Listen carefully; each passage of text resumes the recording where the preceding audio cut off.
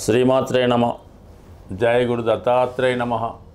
ఈ వీడియోలో మనం ఏప్రిల్ 3వ తారీఖు నుంచి జూన్ 6వ తారీఖు మధ్యలో కర్కాటక రాశిలో సంచరిస్తున్నటువంటి కుజగ్రహ ప్రభావం ఏ విధంగా ఉండబోతుంది అనే విషయాన్ని పరిశీలించినప్పుడు ఈ కుజుడు చాలా వరకు ఎవరి జాతకంలో బలంగా ఉంటాడో వారి జీవితంలో స్వయం కృషితోనే ఎవరి సహకారం లేకుండా జీవితంలో పైకి రావడం జరుగుతూ ఉంటుంది.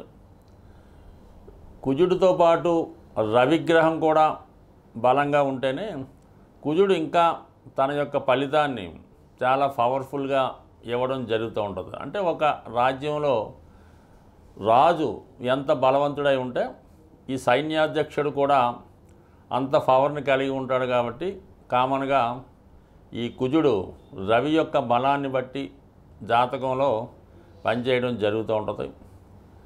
జాతకుడికి కానీ ఎవరికైనా అశాంతికి కారణాలు కామ, క్రోధ, లోభాలని వీటి వల్లే ప్రతివాడు అశాంతికి లోనవుతుంటాడు. అయితే కామానికి శుక్రుడు కారణమైన అతి కామానికి కుజగ్రహం కారణం అవుతూ ఉంటాడు. అంటే కామం అంటే ఒకే అర్థం కాదు. ఏదైనా సంపాదన, ఎసెట్ సంపాదించుకోవడం, ధనం సంపాదించడం ఇవన్నీ కూడా దాని కిందకే రావడం జరుగుతూ ఉంటుంది. లోభం అన్నది ఏంటంటే అది పిసనారితనం. మనం ఇవ్వడం తప్పనిసరిగా ఉన్నప్పటికీ కూడా పక్కవాడి చేత కూడా ఖర్చు పెట్టకుండా, మనము ఖర్చు పెట్టకుండా పొదుపుగా వాడడం లోభం అన్నది చాలా వరకు కూడా కారణమవుతుంటుంది. దానికి బుధుడు కారణం అవుతూ ఉంటాడు. ఎక్కువగా క్రోధం, దాన్నే కోపం అంటూ ఉంటారు. ఈ కుజుడు జాతకంలో బలహీనంగా ఉన్న, పాపగ్రహాలతో కలిసి ఉన్న క్రోధం కారణంగా, అతి కోపం కారణంగా చాలా వరకు తను సంపాదించినటువంటి పుణ్యాన్ని, మంచి పేరుని, ధనాన్ని, ఆస్తిని కోల్పోయి చాలా వరకు పతనావస్థకి వెళ్ళడానికి కారణమవుతుంటుంది. ఇది కామన్గా ఈ క్రోధం ఎక్కువ అవడం వల్ల అటు మహాభారతంలో ఈ దుర్యోధనుడు అవ్వచ్చు, అలాగే రావణాసురుడు అవ్వచ్చు, ఈ విధంగా ప్రముఖ వీళ్ళంతా కూడా ఈ రాక్షస వర్గానికి చెందినటువంటి రావణాసురుడు, అలాగే కంసుడు, బలిచక్రవర్తి వీళ్ళంతా కూడా ఈ క్రోధం కారణంగా మరి వాళ్ళు మంచి వాని చేతిలో మరణం పొందినప్పుడు కూడా అది ఒక విధంగా మనకి ఒక మెసేజ్ లాగా చెప్పడం జరుగుతూ ఉంటుంది. అందువలన కుజుడు జాతకంలో ఉన్నప్పటికీ ఏ స్థితిలో ఉన్నా దాన్ని జాగ్రత్తగా యూటిలైజ్ చేసుకోవడం వలన ఒక క్రమశిక్షణతో దాన్ని వాడుకోవలసి ఉంటుంది. ఏది కూడా అతి అన్నది ఎప్పుడూ మంచిది కాదు. కానీ కంపల్సరిగా ఒక జాతకుడు స్వతంత్రంగా ఎవరి మీద ఆధారపడకుండా నిలబడాలన్నా, తన యొక్క జీవితానికి సరిపోయినటువంటి ధనం, ఆస్తి సంపాదించుకోవాలన్నా, తన వారికి లోటు లేకుండా చూడాలన్నా, ముఖ్యంగా వివాహ జీవితం సంపూర్ణంగా ఆనందంగా ఉండాలన్నా అటు ఆడవారి జాతకంలోనూ ఈ మగవారి జాతకంలో కూడా సోకాళ్ళగా వివాహ పొంతను చూసినప్పుడు ఈ కుజుని యొక్క, అంటే దాన్నే కుజదోషం అంటూ ఉంటారు, కుజుడు ఉన్న స్థానాలను బట్టి ఇద్దరికి వివాహ పొంతన ఉన్నదా లేదా అన్నది కూడా మెయిన్గా కుజగ్రహ స్థితిని బట్టే పరిశీలించడం జరుగుతూ ఉంటుంది. అందువల్ల ఏంటంటే వివాహ జీవితం సరిగ్గా సాగాలన్నా, తర్వాత సంతానం కలగాలన్నా, భార్యాభర్తలు తగులాడకుండా ఉండాలన్నా కుజుని యొక్క బలం, కుజుని యొక్క స్థితి తప్పనిసరిగా పరిశీలించవలసి ఉంటుంది. మీనరాశి వారికి కుజుడు కర్కాటక రాశిలో సంచరించబోతున్నటువంటి ప్రభావం ఈ మీనరాశి వారికి ఏ విధంగా ఉంటుంది అని పరిశీలించినప్పుడు చాలా వరకు మీనరాశి వారికి కుజుడు ఒక్కడే ప్రస్తుతం ఉపయోగపడి సమయానికి ఆదుకునే గ్రహంగా కనబడడం జరుగుతూ ఉంటుంది. ఇక కుజుడు ఈ రాశి వారికి ధన భాగ్యాధిపతి. సహజంగా 5వ స్థాన సంచారం వల్ల ఈ ధన సంపాదన అన్నది తన యొక్క టాలెంట్ ద్వారా వాక్చాతుర్యం ద్వారా మరి ధనాన్ని జనరేట్ చేయడం జరుగుతూ ఉంటుంది. ఇది ఎక్కువగా ఈ మీనరాశిలో ఆధ్యాత్మిక రంగంలో ఉన్నవాళ్ళు, ఉపాధ్యాయులు, ప్రవచనాలు, జ్యోతిష్కులు, న్యాయవాదులు మొదలగు వారు కేవలం వారు వాక్చాతుర్యం ద్వారా ఈ ధనాన్ని కుటుంబ పోషణార్థం సంపాదిస్తూ ఉంటారు. అటువంటి వారికి గ్రహస్థితి చాలా వరకు అనుకూలించే అవకాశం ఉన్నది. అలాగే ఏదైనా భూములు, స్థిరాస్తుల మీద పెట్టుబడి పెట్టడానికి, స్థిరాస్తి కొనడానికి ఈ గ్రహస్థితి వీళ్ళకి సహకరిస్తూ ఉంటుంది. అయితే మనకి ఎందుకంటే కుజుడే భూకారకుడు. ఏదన్నా ఒక స్థిరాస్తి కొనాలన్నా, అమ్మాలన్నా, ఒక మంచి గృహంలో మనం కనీసం రెంట్కి ఉండాలన్నా కుజుని యొక్క ప్రభావం కంపల్సరీగా ఉండాలి. అటువంటి కుజుడు ఈ రాశి వారికి ధనాధిపతిగా సహజ చతుర్థ స్థానం అయినటువంటి కర్కాటక రాశిలో ఉంటూ మరి అష్టమ దృష్టితో వ్యయభావాన్ని వీక్షిస్తున్నాడు. ఆ కారణం వల్ల ఈ జాతకులు కొంత ధనాన్ని, మరికొంత రుణాన్ని సంపాదించి ఒక స్థిరాస్తి కొనే విషయంలో చాలా వరకు మీ ప్రయత్నాలు నెరవేరే అవకాశం ఉన్నది. కంపల్సరిగా మరి ఇప్పటికే కొంతవరకు మీనరాశి వారు ఆలస్యం చేసినట్టే నేను చెప్తాను. ఎప్పటికైనా మీరు ఈ సమయంలో ఉన్న స్థిరాస్తి కొనుక్కుంటేనే తర్వాత మీరు కొనగలరు. ఇప్పటికి కూడా కొనకపోతే ఇంచుమించుగా ఇంకొక 5 సంవత్సరాల దాకా మీ యొక్క ప్రయత్నం నెరవేరదు. వీళ్ళకు కూడా ఏదో ఖర్చు రావడం జరుగుతూ ఉంటుంది అన్నమాట. ముందు అబ్బాయి చదువు అయ్యాకో, అమ్మాయి పెళ్ళి అయ్యాకో ఏదో అలా వాయిదా వేసుకుంటూ పోతూ ఉంటారు. ఈలోగా పుణ్యకాలం కాస్త గడిచిపోతుంటుంది. కాబట్టి ఎన్ని బాధ్యతలున్నా ఇప్పుడు మీరు ఒక గృహం ఏర్పాటు చేసుకోవడం అన్నది ఉత్తమమైన పద్ధతి.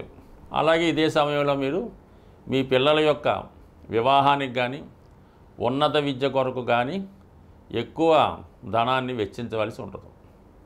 ముఖ్యంగా ఇది విద్యా సంబంధించినటువంటి టైం కాబట్టి ఏప్రిల్ 3 జూన్ మధ్యకాలంలో ఈ మీనరాశిలో ఎవరైనా సరే వైద్య వృత్తిలో ప్రవేశిద్దామనుకున్న వారికి ఈ గ్రహస్థితి సంపూర్ణంగా సహకరించడం జరుగుతూ ఉంటుంది. సో ఆ కారణం వల్ల ఏంటంటే మీరు మరి కొద్దిగా కష్టపడటం వల్ల మళ్ళా మీరు ఈ సమయంలో మీరు కోరుకున్నటువంటి కళాశాలలో సీటు సంపాదించడం జరుగుతూ ఉంటుంది. మరి కొద్దిగా గ్రహస్థితి అనుకూలించకపోతే డొనేషన్ ద్వారా లేదా దూర ప్రాంతంలో మీరు ఈ విద్యా అవకాశాలు పొందడం జరుగుతూ ఉంటుంది. దాని తర్వాత ముఖ్యంగా ఏంటంటే హెల్త్.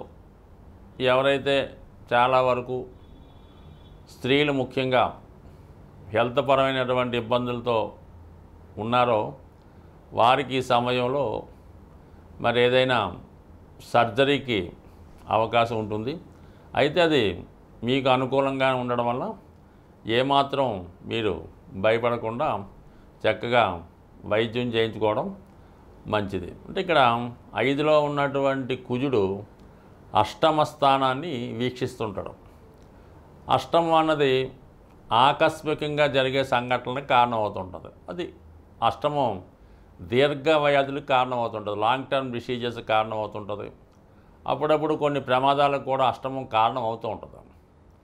అయితే అటువంటి స్థానాన్ని కుజుడు వీక్షించడం వల్ల మీకు వాటి నుంచి బయటపడడం జరుగుతూ ఉంటుంది. సడన్గా మీరు ఏదో వైద్య పరీక్షలకు వెళ్ళినప్పుడు ఏదో వ్యాధి ఉందని తెలుస్తూ ఉంటుంది. అది ఎప్పటికే చాలా లేట్ అయిందండి, మీరు తొందరగా సర్జరీ చేయించుకుంటే మంచిదని డాక్టర్లు సూచించినప్పుడు మరి కంపల్సరీగా మీరు ఇటువంటి వైద్యాన్ని చేయించుకోవాల్సి ఉంటుంది. ఎందుకంటే కుజుడు సహజంగా 6వ భావానికి, షష్ఠ భావానికి కారకుడు అవుతుంటాడు. అష్టమం దీర్ఘ వ్యాధులకు కారణం అవుతుంటుంది. 12 హాస్పిటల్ ఏం చెప్తూ ఉంటుంది. అటువంటి అష్టమాన్ని, అటు వ్యయాన్ని, 12ని చూసినటువంటి కుజుడు మిమ్మల్ని సంపూర్ణ ఆరోగ్యవంతుల్ని చేసే ప్రయత్నంలో ముందుగా కొంత కష్టపెట్టడం, కొంత ధనాన్ని వ్యయం చేసే విధంగా ఉంటుంది. కాబట్టి మరి చక్కగా అనారోగ్య సమస్యతో ఉన్నవారు కుజుని యొక్క పరిహారం చేసుకోవడం వల్ల పెద్ద సమస్యల్లా చిన్న సమస్యతో పోయే అవకాశం ఉంటుంది. కుజుడు మీకు అనుకూలంగా మారాలంటే చాలా ఈజీ మాట. కుజుడు తొందరగా అనుగ్రహించే గ్రహం కాబట్టి కుజగ్రహం మీకు అనుకూలించాలంటే సాధ్యమైనంత వరకు మీరు ఈ మంగళవారం రోజు హనుమాన్ చాలీసా పారాయణ వల్ల, హనుమాన్ని పూజించడం వల్ల, మంగళవారం నియమంగా ఉండడం వల్ల చాలా వరకు మీరు కుజుని యొక్క అనుగ్రహానికి పాత్రులవుతుంటారు. ఇంకో రకంగా కుజుని యొక్క బలం కావాలంటే, ఎనర్జీ కావాలంటే ప్రతిరోజు వ్యాయామం చేయడం వల్ల, నడక రన్నింగు చేయడం వల్ల కుజుడు మీకు ఒక విధమైన శక్తిని, కాన్ఫిడెన్స్ని ఇవ్వడం జరుగుతూ ఉంటుంది. మరి ఇంకా ఎక్కువ కుజుని యొక్క శక్తి కావాలనుకున్నవారు ఏదైనా ఒక జిమ్ ట్రైనర్ ద్వారా ఆ ప్రయత్నం చేయడం వల్ల ముఖ్యంగా కాన్ఫిడెన్స్ పెరుగుతూ ఉంటుంది. ముఖ్యంగా ఎవరైతే నిరుద్యోగులుగా ఉంటారో వాళ్ళు ఏంటంటే ఈ వ్యాయామం, ఫిజికల్ ఫిట్నెస్ ద్వారా చేసుకుంటే అటు ఇంటర్వ్యూలో నెగ్గడానికి కానీ, కాంపిటేటివ్గా ఏ పనైనా చేయడానికి కారణం అవుతూ ఉంటుంది. కాబట్టి యువకులు, ఉత్సాహవంతులు ఆ విధంగా చేయొచ్చు. ఎక్కువగా స్త్రీలు హనుమంతుణ్ణి, సుబ్రహ్మణ్య స్వామిని పూజించుకోవడం, మంగళవారం నియమంగా ఉండడం వల్ల చాలా వరకు మీకు ఈ కుజగ్రహ అనుగ్రహం లభిస్తూ ఉంటుంది. దాని తర్వాత మనం చాలా విషయాల్లో ఓడిపోతున్నాం. ఏదైనా ఒక భూమి కొనాలంటే అవ్వడం లేదు, అప్పులు తీరడం లేదు అనుకున్న వాళ్ళు కుజుని యొక్క అనుగ్రహం బలంగా ఉన్నవారితో మీరు స్నేహం చేయవలసి ఉంటుంది.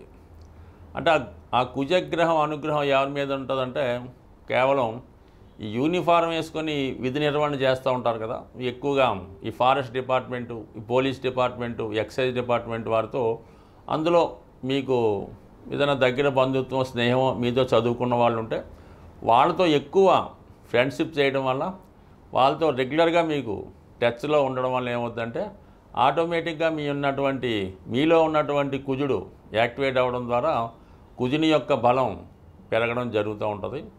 ఇక అన్ని రకాలుగా సమస్యలు అంటే వివాహ సమస్యతో ఉన్నవారు ఆంజనేయ స్వామిని తమలపాకులతో పూజ చేయవలసి ఉంటుంది. రుణ బాధలు ఉన్నవాళ్ళు ఆంజనేయ స్వామిని సింధూరంతో పూజ చేయవలసి ఉంటుంది. అంటే ఎదటివాడి యొక్క ఈర్ష్యకి, అసూయకి గురైన వాళ్ళు, పెద్ద పెద్ద ప్రాజెక్టులు పెట్టుకొని వాటిని పూర్తి చేయాలనుకున్నవారు ఆంజనేయ స్వామికి వడమాల సమర్పించడం ద్వారా, అలాగే శత్రుబాధలు పోవాలనుకున్నవారు ఆంజనేయ స్వామికి నిమ్మకాయల దండ, సంతానం కావాలనుకున్నవారు ఆంజనేయ స్వామికి వడమాల, ఈ విధంగా ప్రతిదానికి కూడా ఈ స్వామివారి దగ్గర పరిహారాలు ఉన్నాయి. అవి నమ్మకంతో చేయవలసి ఉంటుంది. మన శక్తి కొలది చేయవలసి ఉంటుంది. అంటే శక్తి కొలది అన్నప్పుడు ఎలా ఉంటుందంటే ఏదో చిన్న విద్యార్థి ఉన్నాడు, చాలా బీద కుటుంబం, వాడు ఏదో కొద్దిగా ఒక 21 తమలపాకులతో పూజ చేయనే సరిపోతుంది. మనం బాగా ధనవంతులం, నెలకు 3-4 లక్షలు సంపాదిస్తాం అనుకున్న వాళ్ళు వాడు 108 తమలపాకులు కాకుండా ఒక తమలపాకుల బుట్ట, దాంతో అభిషేకం చేయడం వల్ల, అంటే వాళ్ళ శక్తి కొలది చేయడం అంటే ఇదే అర్థం మాట. దానివల్ల అలా చేయాలి తప్ప అది మనం ఒకరితో పోల్చుకోకుండా మన శక్తి ఎంతవరకు అనుకరిస్తుందో మనస్ఫూర్తిగా ఏదైనా ఇటువంటి పరిహారం మీరు చేయడం వల్ల శీఘ్రంగా మీకు స్వామి యొక్క అనుగ్రహం లభించే అవకాశం ఉంది. బట్ ఏదైనా భూమి దక్కాలంటే ఆంజనేయ స్వామి అనుగ్రహం తప్పనిసరిగా ఉండాలి. కాబట్టి సాధ్యమైనంత వరకు ఈ భూమి కావాలనుకున్న వాళ్ళు ఆంజనేయ స్వామిని పూజించుకోవడం, కుజగ్రహ అనుగ్రహం కోసం మంగళవారం నియమంగా ఉంటూ, మరి ఈ మధ్యకాలంలో వస్తున్నటువంటి ఈ కరుంగలి మాల ధరించడం వల్ల కానీ, 3 ముఖాల రుద్రాక్ష ధరించడం వల్ల కానీ, లేదంటే ఈ పగడం, మంచి జాతి పగడం దొరికినప్పుడు దాన్ని ఉంగరంగా ధరించడం వల్ల కానీ, లేదా ఇవన్నీ కానప్పుడు కాపర్తో తయారు చేసినటువంటి కడియం కానీ, ఉంగరం కానీ ధరించడం వల్ల, రాగి గ్లాసులో వాటర్ తాగడం వల్ల, రాగి పాత్రలు ఉపయోగించడం వల్ల కూడా కుజగ్రహ అనుగ్రహం ఉంది. కుజగ్రహం అనుగ్రహం ఉన్నవాడికి రుణాలు అయితే ఉండవు. స్వస్తి.